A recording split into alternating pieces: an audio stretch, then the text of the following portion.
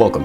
This is James Corbett of the Corbett Report with your eye-opener report for BoilingFrogsPost.com. The Office of the Director of National Intelligence announced last month that America's civilian intelligence agencies appropriated a combined $54.6 billion for classified operations this year. The admission came in the form of a blithe news release, which noted only the total figure and explicitly refused to provide any details of how the figure was divided up between America's 16 non-uniformed intelligence agencies or what the money was appropriated for. Any and all subsidiary information concerning the NIP budget, whether the information concerns particular intelligence agencies or particular intelligence programs, will not be disclosed, DNI James Clapper wrote in the press release, citing the fact that such a disclosure would jeopardize national security.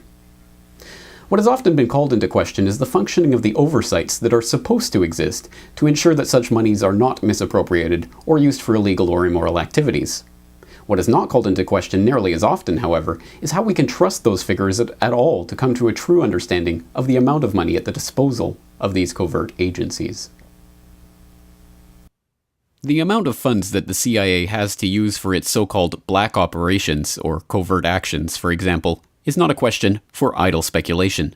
As we saw in the Iran-Contra scandal, the CIA can hide behind its own officially sanctioned secrecy to commit illegal actions in order to fund other illegal operations. So what then is the size of the CIA's budget, and where is this money parked? The question is even more difficult to answer than it first appears.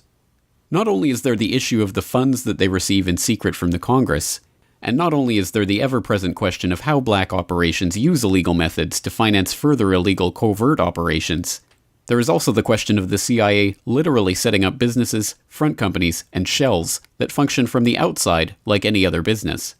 Behind the scenes, however, these businesses are merely a place for the CIA to nest its covert operatives and, potentially, to make and funnel money for their own purposes. Perhaps the best-known example of this is Air America, which the CIA set up to run heroin out of Laos for its military accomplices in the region. Opium and heroin had always been grown and produced in Laos, but the CIA made it much easier for the tribesmen. Not only did the CIA let them carry on producing heroin, they also made it much easier for them. They set up an airline, Air America, which was used to transport the drugs into neighboring countries, including Vietnam. I was a freelance journalist and I went to Laos to do this story on the source of the heroin and opium that was flooding into South Vietnam. And I was interviewing opium farmers. How much did you produce last year? What did you do with it? And the answers were always the same. We got about 5, maybe 10 kilos. At the end of harvest, we went down to that landing pad. An American helicopter came in, paid us cash for the opium, loaded the opium on the helicopter, and flew away. In recent years, the CIA has again become embroiled in a scandal involving its ownership of airline front companies, which were used to cover its role in covert and highly illegal operations. Tell us about the torture taxi. Why did you call it that?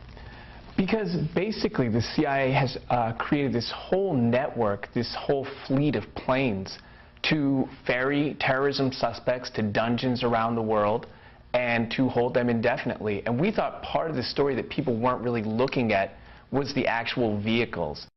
The planes, many of the planes fly out of a rural airfield in Smithfield, North Carolina, that a CIA front company set up years and years ago after the Vietnam War, after the Church Commission hearings, and is basically a perfect place to fly secret operations out of because it's isolated, it's small, and people don't really pay a ton of attention to what's going on there. Trevor Paglin, what's this company called? The name of the company is Aero Contractors out of Smithfield, North Carolina. Is this the same company that ran Air America during Vietnam, and can you explain what that is? You know, Air America was the sort of Vietnam-era covert airline of the CIA that was directly controlled by the CIA and run by the CIA. And after Vietnam, basically the CIA moved out of the airline business just a little bit, and it relinquished a little bit of control. But they asked an Air America pilot, a guy who'd worked for them for many years and retired, hey, can you set up a new airline for us? And we'll help you set it up. You can run it. We'll give you contracts. You can fly our guys, but it'll be your little baby. And his name was Jim Ryan, and his company was Aero Contractors out of North Carolina. Worryingly, given the documented history of CIA involvement in such illegal activities, the agency has also been active in setting up front companies in the nuclear technology industry, ostensibly to monitor and disrupt nuclear smuggling networks.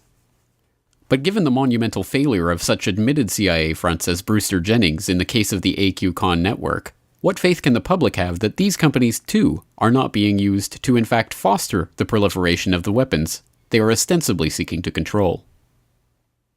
Perhaps the most worrying of all, the agency has had to admit in recent years that they have invested hundreds of millions of dollars, setting up at least a dozen companies since the 9/11 attacks, to monitor terrorist groups and weapon proliferation networks. The disclosure comes because the agency supposedly had to shut down all but 2 of the companies because they proved to be incapable of stopping or disrupting the terrorist networks at all. Egregious as all of these activities undoubtedly are, and as contrary as they may be to the very founding principles of a supposedly democratic republic, they have been well documented and exposed in the past. Much less examined, however, is the CIA's connections to the murky world of money laundering and the shady financial institutions that have undergirded its operations and made the funding of the types of illegal activities it routinely engages in feasible. When the Nugan Hand Bank of Sydney, Australia collapsed in 1980, it appeared at first glance to be just another bank failure. But after Australian authorities began taking a closer look, they discovered a tangled web of intrigue with all the elements of a best-selling spy novel: a mysterious death, the body later dug up from its grave, illegal currency transactions, big-time drug operations, and the Central Intelligence Agency. The idea was that money would be deposited with the Nugan Hand Bank by the CIA through various channels, and also that the Nugan Hand Bank would be the repository for funds coming in from various CIA enterprises, namely drugs in Thailand, marijuana in particular, and that the Nugan Hand Bank would then be responsible for rerouting that money to an account in America with the New York Bank. Nugan Hand was not your ordinary bank. There were secret numbered accounts, and hardly any of its top people were bankers. Many were American civilians and former high-ranking military officers with ties to U.S. intelligence. When they found the body of Australian businessman Frank Nugan, the bank's chairman, shot to death a few months before the bank went under, they discovered in his pocket the business card of this man, William Colby, former director of the CIA. Nugan's partner was Michael Hand, an American Green Beret who served 2 tours in Vietnam, one of them for the Central Intelligence Agency. He disappeared a short while after the bank collapsed and is now believed to be dead. In the light of all of this information, hard questions need to be asked. What percentage of the economy is in fact run by the intelligence agencies? What industries are they involved in? Under what circumstances, if any, can they ever be compelled to disclose their true nature? And what hope does the public have to secure accountability from intelligence agencies if those very agencies are able to use shell businesses, front companies, and even dummy banks to generate revenue and launder illegally acquired funds? These questions are not idle speculation. They in fact expose the black heart of the murky world of the intelligence operations, national security classifications, and need-to-know information that are the very basis of the intelligence community. However, these questions are almost impossible to answer in the current political environment. Numerous lists of varying names have been compiled over the years purporting to name suspected CIA front companies, but by the very nature of the laws that allow the CIA to set up these companies and conduct their operations under the cover of national security, most of these lists remain just that: allegations. And ultimately, perhaps that is the point.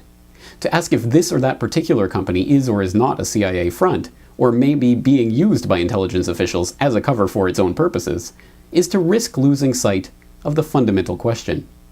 Should secretive, unaccountable organizations like the CIA or any other agency supposedly under the purview of the government, which is supposedly by and for the people, be allowed to operate freely and secretly in the public sector? How can a public that has no way of participating in the oversight of these agencies trust that powers like this will always and only be used for good, and that these powers cannot and will not be used by criminals in positions of power? And given the documented history of CIA abuses of power, lies, and outright illegal participation in drug running, arms trafficking, money laundering, and torture, why should they?